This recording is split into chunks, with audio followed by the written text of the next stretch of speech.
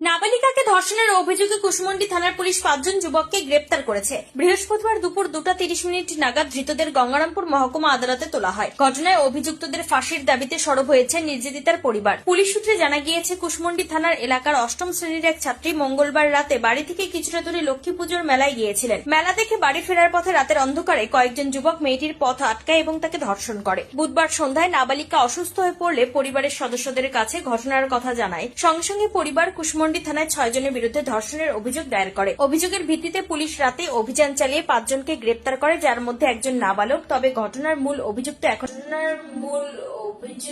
এখনো পলাতক বলে জানা গেছে। এই বিষয়ে নাবালিকার মা কি বলছেন শুনবো। কি ঘটনা ঘটেছে? ঘটনা ঘটেছিল মঙ্গলবার রাতে। আমার ওইখানে লক্ষ্মী মেলা হয়েছিল। তো আমরা মেলা দেখতে সবাই গিয়েছিলাম।